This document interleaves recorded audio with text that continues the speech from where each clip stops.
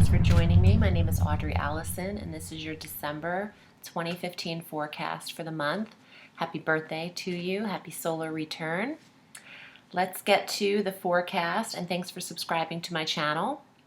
We'll start the 4th of December with a Venus transit into Scorpio, into the sign just before you. So when Scorpio is activated, this is the 12th house, the house of quiet, the house of rest and dreams, premonitions. Venus could bring some harmony to the dream life and balance to those of you who need some recuperative rest at this time. She's the planet of love, and the 12th house is spirituality as well as music and classical music, because Neptune governs the 12th house naturally on the solar wheel. So for those of you that have a love for that realm of music or spirituality, this could bring a very beautiful smoothing over energy in this sector for you to create. On the 9th of December, Mercury transits into Capricorn, and we like this because when Capricorn is activated, the trine occurs with Jupiter in Virgo. So this is in between the second house of finance, self-worth, money, budget, and value and possessions, trining harmoniously the 10th house of career, where Jupiter is stationed for you. So you could see Mercury expressing himself, communications, speech, interviewing for job or promotion could go exceptionally well with a direct Mercury at the top of the month, the 9th. And also seeing you getting paid for what you are worth, paid for what you deserve, self-value occurring with this transit. On the 11th of December, we have our new moon, your new moon, at 19 degrees of Sagittarius in the first house of self and body and ego. So this is your new moon. It's the only one you'll get. You won't get one until December of next year. So set your intentions on the full year. What do you want to manifest? What do you want to accomplish for yourself? You'll have help with the new moon there. On the 21st, the sun enters Capricorn, so he says goodbye to Sagittarius, and then enters your second house again of finance and money, where he meets up with a conjunct Mercury, trining Jupiter.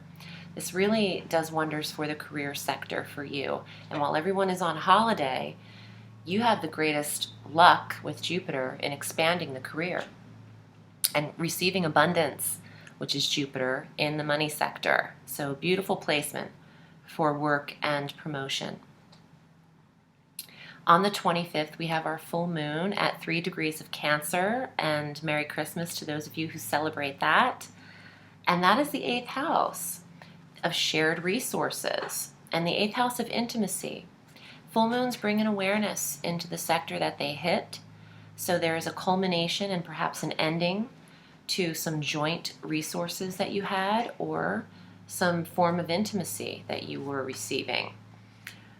You know, the full moon could bring a passing in the 8th house. The 8th house is the house of death and release. So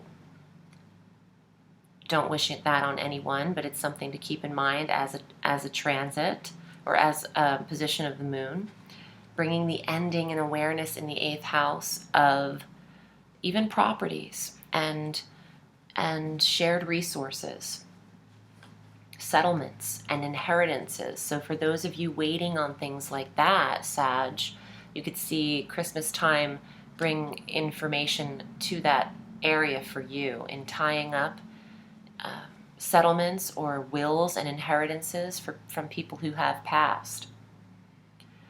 Also on the 25th, Uranus, stationed in Aries, goes direct, a sister fire sign, in the 5th house of children and creativity. So a lot of spontaneous energy is happening in that sector. Uranus is the master of spontaneity and insight and invention. So see how that applies to the creative inventors and creators out there. It's also very connected to the internet. So for those of you fifth house entrepreneurial creative type spirits, you can see that with him direct, you have some more brain power behind your endeavors. On the 30th of December, Venus transits again into Sagittarius. So you have that first house energy again. And you're looking your best. When Venus is in the first house of self and body, you are aesthetically in shape, and all eyes on you, Sag. I like that placement. You can always count on attracting people as well with Venus there. Even if you're not looking for it, it happens. Let's get to the cards a little bit earlier in the forecast and see what your mini tarot taster has in store for December. These are general readings. If you'd like a more personal, detailed reading with me, you can book with me at audreyalison.com, and I will get back to you and we can schedule that. All right, Sag. Let's see what's up. Nine of Cups, the Wish card. The Wish card in the Tarot. Also confidence, self-esteem, self-respect. And looks like a Capricorn energy, mountain goat energy. And Capricorn has Mercury there, as well as the Sun transiting into there. So let's see how this applies. The Eight of Cups. There's some creative energy to this card, and that fifth house of people creating entrepreneurial skills and ideas can be heightened at that time. Don't be too down about your projects, because the Eight of Cups has a tendency to dwell on emotional issues surrounding the work. Queen of Cups, very psychic energy, female, usually water sign, Cancer, Scorpio, Pisces.